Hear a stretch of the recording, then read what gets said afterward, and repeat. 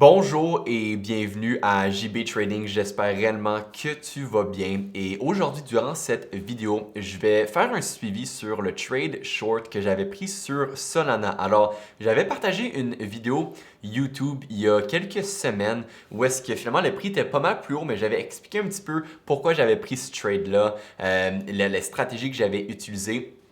Et là, maintenant qu'on est quelques semaines plus tard, on peut voir qu'on a eu une belle continuation de cette chute-là avec mon trade qui a, comme tu peux imaginer, qui est en excellent profit. Et pour être honnête, j'ai atteint ma dernière cible la plus importante. Alors, j'ai réalisé presque l'entièreté de mes profits sur ce trade-là. Tu peux voir avec mon prix d'entrée de 97,21 market price, qui est où est-ce que le prix est en ce moment autour de 70. Alors, quand même assez bien comme profit, comme tu peux imaginer. Ça avait été un trade qu'on avait planifié à l'avance, un trade que j'avais partagé en direct aux membres JB Trading lorsque je l'avais pris. Alors, c'est sûr que je suis quand même assez fier de ce trade-là, mais pour aujourd'hui, je voulais simplement faire un retour sur, premièrement, pourquoi et comment j'avais pris la position. Parce que ça a été une position, un trade extrêmement technique. Alors, oui, c'est assez spécifique au niveau de ce trade-là, mais les méthodes que j'ai utilisées, la compréhension du marché que j'ai utilisée pour prendre ce trade-là, c'est la même chose que j'applique lorsque je prends un trade sur BTC, lorsque je prends un trade sur le S&P 500, sur Gold, sur Meta. Donc vraiment, peu importe qu'est-ce que je trade, ça va toujours être les mêmes principes. Alors, ce que je te partage aujourd'hui, tu vas pouvoir l'appliquer peu importe ce que tu trades de ton côté. Ce sont les mêmes principes. Je le répète toujours, dès qu'on a un acheteur, dès qu'on a un vendeur, dès qu'on a du monde qui s'échange quelque chose, qu'on a du volume, du prix, du temps, c'est la même affaire. Alors, ce sont les mêmes principes qu'on applique et ces principes-là, naturellement, m'ont permis de profiter énormément. Maintenant, très rapidement pour préciser, tu vois ici sur le partage d'écran que j'ai, la capture d'écran pardon, que j'ai partagée avec 277% en profit. Maintenant, pour être clair, j'ai pas fait 277% sur tout mon capital. On s'entend. J'ai utilisé un petit peu d'effet de levier. Lorsqu'on utilise l'effet de levier, on va diminuer en général la marge, donc notre capital personnel qu'on prend. C'est juste pour être moins exposé sur le trade personnellement. Avec une petite invalidation, on peut prendre ce trade-là avec un effet de levier, mais le risque va être pareil que si j'avais eu un X, par exemple, d'effet de levier, ou si j'en avais pas utilisé du tout. Alors, juste pour préciser, 277% ici, ce n'est pas ce que j'ai fait sur le trade en termes de pourcentage de mouvement qui va être naturellement le plus important. On parle d'une chute de plus de 30%.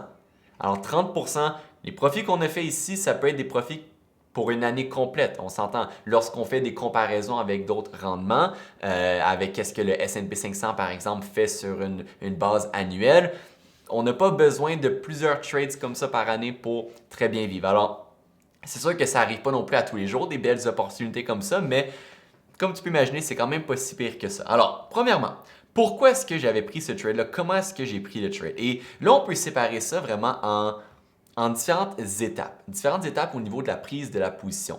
On va commencer avec la planification jusqu'à finalement lorsqu'on vient fermer le trade. Et je peux même utiliser ici le texte pour que ce soit peut-être un petit peu plus simple et on va vraiment y aller ensemble étape par étape. Alors, première chose qu'on veut voir lorsqu'on veut prendre un trade va être notre zone d'intérêt. Alors, la zone d'intérêt, qu'est-ce que ça va nous donner? Ça va nous donner, là je peux même, si on veut être le plus professionnel possible, zone d'intérêt.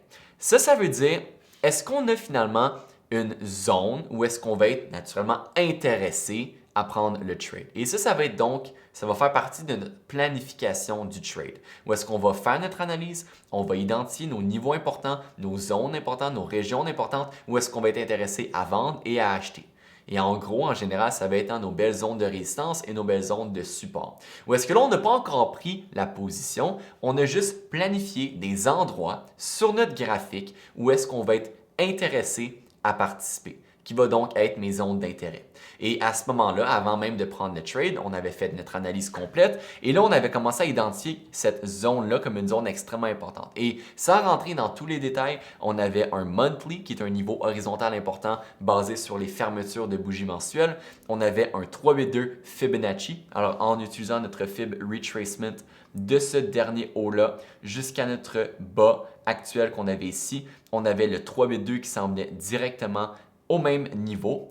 Et on avait également la la ligne que j'ai identifiée ici comme un SFP qui va être mon Swing Failure Pattern qui représente finalement le haut de mon range. Alors, ce qu'on a ici, ce que tu peux voir, c'est ce que je vois comme étant finalement mon range ici sur Solana. Le haut, qui est notre pivot haussier, va être le pivot le plus important qui représente l'extrémité du range et où est-ce qu'on a en même temps donc énormément de liquidité. Alors là, on fait notre analyse et on vient identifier finalement qu'on avait cette zone-là très, très, très importante de résistance. Où est-ce qu'on s'attend à ce qu'il y ait une certaine réaction et on s'attend à ce qu'on puisse prendre un trade short et à ce qu'on puisse en profiter. Mais à ce moment-là, est-ce qu'on vient nous confirmer qu'on va prendre le trade? Non, parce qu'on n'a pas encore la deuxième étape la plus importante qui va être notre entry trigger. Alors, si on l'ajoute ici, on va voir le entry trigger. Alors, qu'est-ce que je veux dire par entry trigger?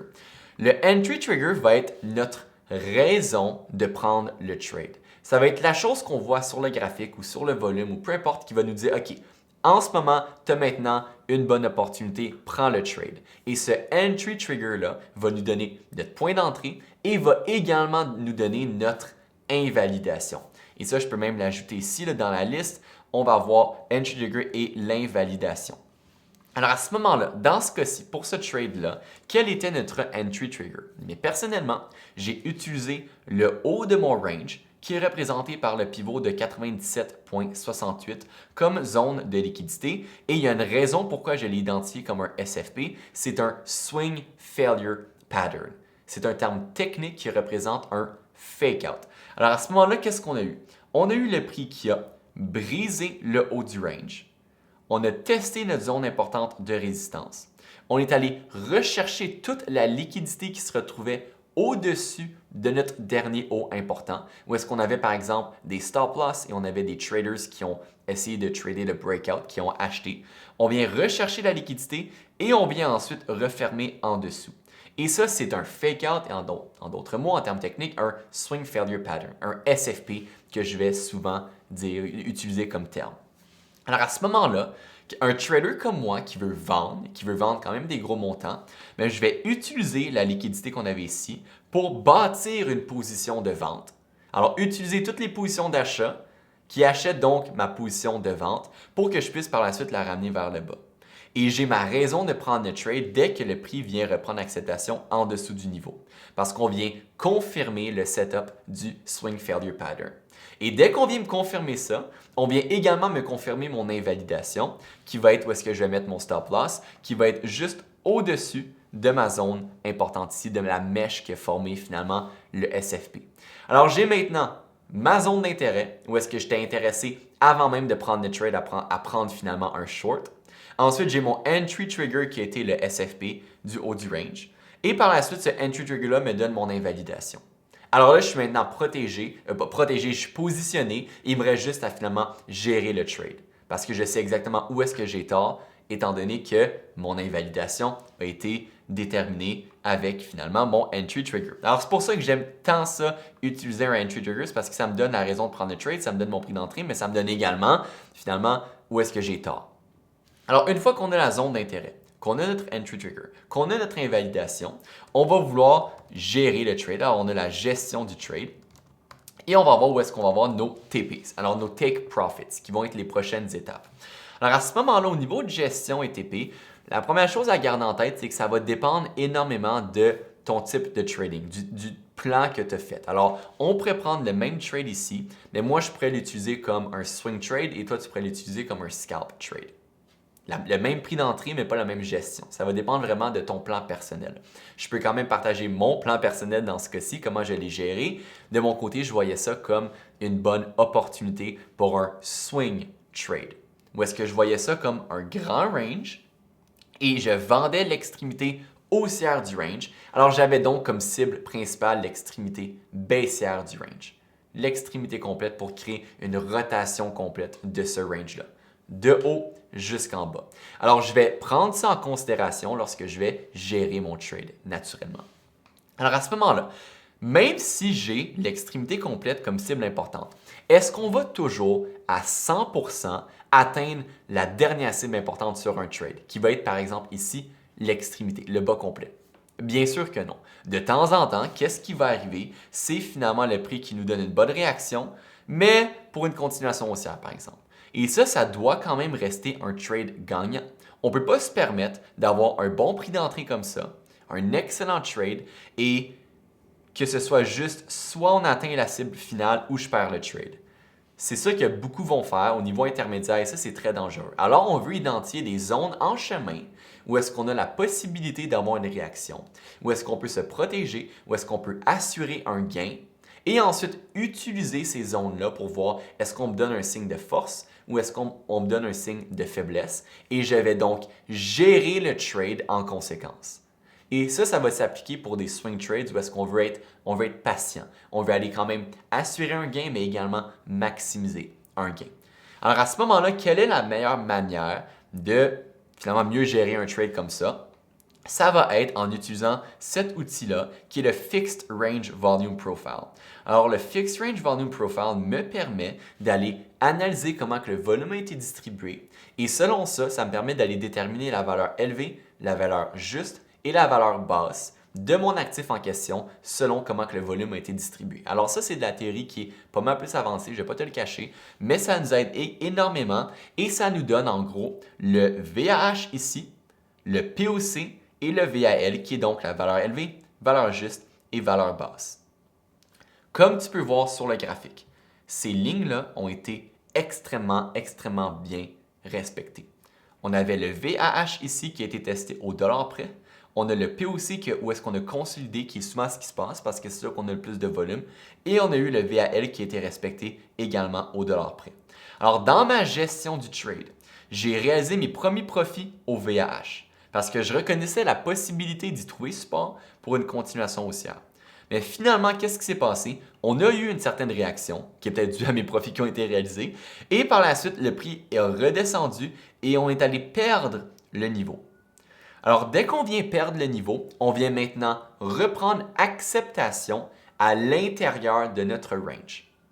Lorsqu'on reprend acceptation à l'intérieur du range en termes de volume, très similaire à ce qu'on avait ici en termes de prix, on va avoir comme cible l'extrémité complète de ce range-là, premièrement en termes de volume et par la suite en termes de prix.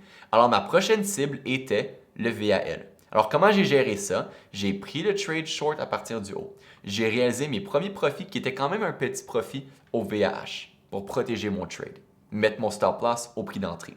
Par la suite, une fois que le prix a repris acceptation en dessous, une fois qu'on a perdu le VAH, je me suis dit, OK, je peux maintenant rester patient et attendre ma prochaine cible qui est le VAL. Alors là, je viens maximiser mes profits en faisant des profits sur toute cette chute-là. Une fois qu'on brise le VAL, je me dis, c'est quoi ma prochaine cible importante? Ça va être l'extrémité complète de mon range qui est représentée par le bas d'environ 67,31. Et là, ça me permet d'y aller niveau à niveau, de rester patient et de gérer mon trade selon qu'est-ce que le marché me donne, selon qu'est-ce que les données me donnent comme information. Et ça me permet donc d'aller maximiser une chute d'environ 30%.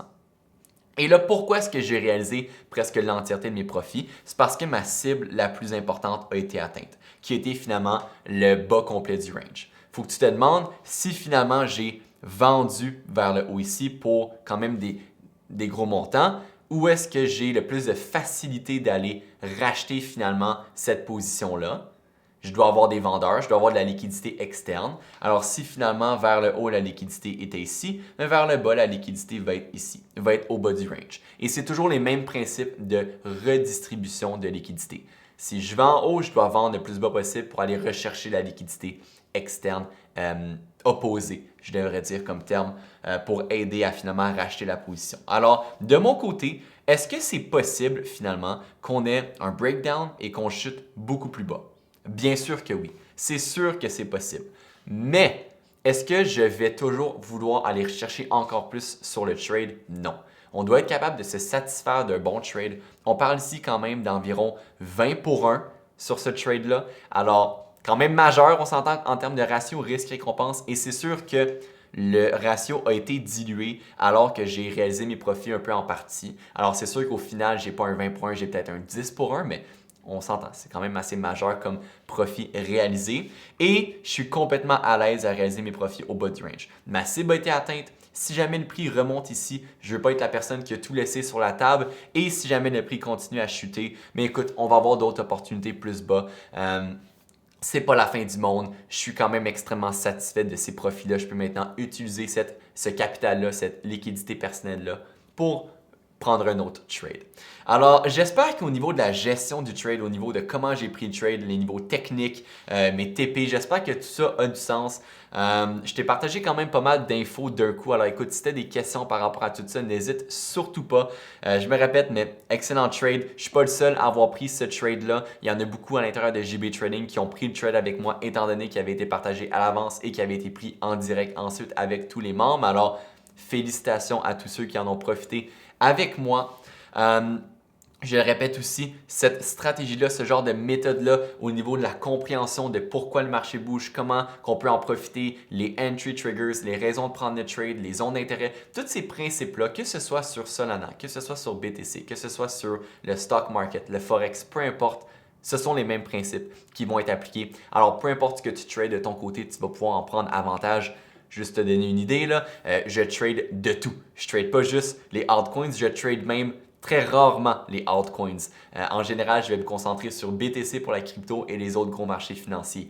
Mais si on nous donne une bonne opportunité, pourquoi ne pas en prendre avantage? Alors, je voulais te partager ce trade-là.